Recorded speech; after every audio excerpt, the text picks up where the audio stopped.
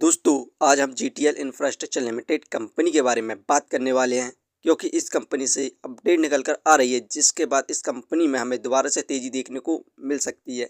और साथ में इस कंपनी में जो लगातार हमें गिरावट देखने को मिल रही है, ऐसी कौन सी अपडेट निकल कर आ रही है जिसके बाद इस कंपनी में लगातार गिरावट देखने को मिल रही है। हम दोनों अपडेट के साथ साथ इस कंपनी को हम फाइनेंशियली और फंडामेंटली देखेंगे।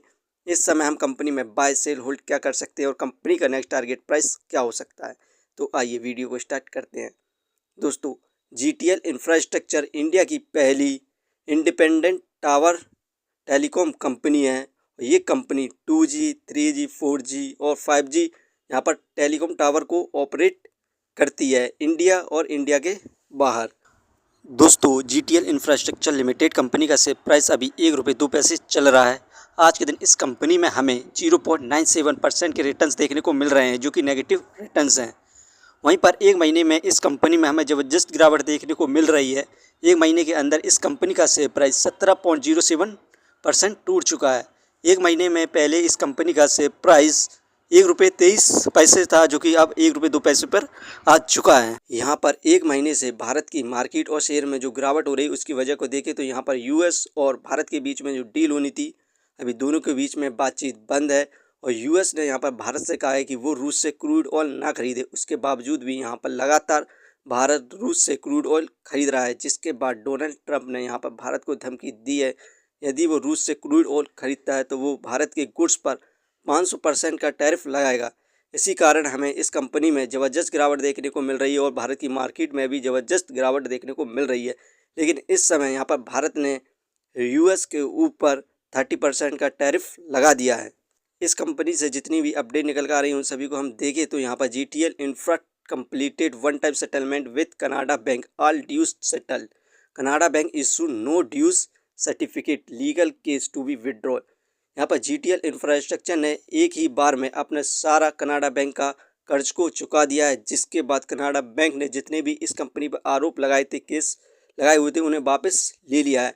तो हमें इस फ्यूचर में इस कंपनी में ज़बरदस्त तेज़ी देखने को मिल सकती है। और यहाँ पर सेकंड वजह देखें गिरावट की तो यहाँ पर आप देख सकते हैं इस कंपनी में जून में फिल फॉरेन इंस्टीट्यूशनल इन्वेस्टर 0.13% थे जो कि सितंबर में घटकर मात्र फिल 0.01% बचे हैं। यहाँ पर ज़बरदस्त सेलिंग देखने को मिल रही है एक साल के अंदर फॉरेन इंस्टीट्यूशनल इन्वेस्टर के द्वारा।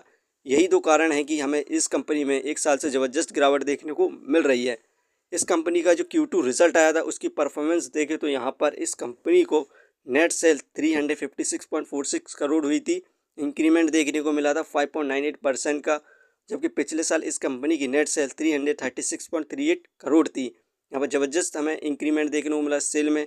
नेट लॉस 193.47 करोड़ सितंबर में हुआ था, इसे इंक्रीमेंट देखने को मिला 9.61% का, जबकि पिछले साल इस कंपनी का नेट लॉस 214.05 करोड़ था। यहाँ पर इस कंपनी ने अपने क्वाड्रेंट में यहाँ पर लॉस को कम करती जा रही है। वहीं पर अबीटा 132.14 करोड़ सितंबर में इंक्रीमेंट देखने को मिला 75.74% का। पिछले साल अबीटा 75.19 करोड़ था। यहाँ पर इस कंपनी का जो क्वार्टर का रिजल्ट आया था शानदार परफॉर्मेंस देखने को मिली थी, अपने लॉस को कम करती जा रही है। वहीं पर इस कंपनी को हम फाइनेंशियली देखें क्वार्टरली बेसिस पर तो यहाँ पर सितंबर में 214 करोड़ का लॉस हुआ, दिसंबर में 210 करोड़ का लॉस हुआ, मार्च में 249 करोड़ का लॉस हुआ, जून में लॉस को कम किया 232 करोड़ हुआ, सितंबर में लॉस को कम किया 193 करोड़ हुआ। यहाँ पर आप देख सकते हैं ये कंपनी क्वार्टरली बेसिस पर अपने लॉस को रेगुलर कम करती जा रही है। अब कुछ दिनों बाद इस कंपनी का नेक्स्ट क्वार्टर आने वाला है, उसमें यदि कंपनी अपने लॉस को कम करती है या प्रॉफिट गेन करती है तो इस कंपनी के द्वारा हमें मल्टीवेगर रिटर्न्स मिलने की संभावना है। यदि आपने इस कंपनी पर बाय करा हुआ है तो इस समय आप होल्ड कर सकते हैं और न्यू इन्वेस्टर इस कंपनी में बाय कर सकते हैं। इसका सपोर्टिंग रेजिस्टेंस 95 पैसे है, तो आप वेट करें। यहाँ पर इस कंपनी को उम्मीद है प्रॉफिट गेन होता है तो आप इस कंपनी में ज़रूर इन्वेस्टमेंट करें। इस कंपनी का हम फंडामेंटल देखें तो मार्केट कैपिटलाइजेशन 1499 करोड़ जो कि बहुत बढ़िया है इसके यहाँ पर प्राइस के हिसाब से, क्योंकि एक पेनी स्टॉक्स है। डेप्थ ऑफ इक्विटी 0.054 इस कंपनी पर कर्ज है, यही कारण है कि इस कंपनी में यहाँ पर शेयर प्राइस बहुत ज़्यादा कम है। रिटर्न ऑफ इक्विटी 13.86%, ये हमें पर ईयर लगभग 14% की रिटर्न्स दे रही है जो कि काफ़ी अच्छे रिटर्न्स हैं। अर्निंग पर से -0.61 नेगेटिव में चल रहा है, डिविडेंड दे नहीं रही है, बुक वैल्यू 4.99। ये शेयर का प्राइस बहुत ज़्यादा महंगा है इसके बुक वैल्यू के हिसाब से, फेस वैल्यू 10। दोस्तों फिलहाल ये कंपनी फाइनेंशियली और फंडामेंटली ठीक नहीं है, क्योंकि ये एक बैंकरप्ट कंपनी है और इस कंपनी को लॉस होता जा रहा है। लेकिन आगे क्वार्टर का जो रिजल्ट आ रहा है उसमें यदि कंपनी प्रॉफिट गेन करती है तो इस कंपनी में हमें फाइनेंशियली और फंडामेंटली बेटर होगी और एक कंपनी के द्वारा हमें मल्टीबैगर रिटर्न मिलने की संभावना है। लेकिन इससे पहले यदि कंपनी प्रॉफिट गेन नहीं करती है तो भी आप इस कंपनी में शॉर्ट टर्म के लिए इन्वेस्टमेंट करते हैं, क्योंकि इस कंपनी का सपोर्टिंग रेजिस्टेंस 95 पैसे है। दोस्तों ये वीडियो सिर्फ एजुकेशन पर्पज़ के लिए थी। यदि आप किसी भी कंपनी या स्टॉक्स पर इन्वेस्ट करते हैं तो एक बार अपने फाइनेंशियर्स और एक्सपर्ट की सलाह जरूर लें। कभी भी लोन लेके इन्वेस्टमेंट ना करें, वरना आप भारी मुसीबत में पड़ सकते हैं। कंपनी के बारे में जानकारी सही लगी हो तो अपने चैनल को सब्सक्राइब करें, जिसका नाम है स्टॉक एनालिसिस। धन्यवाद।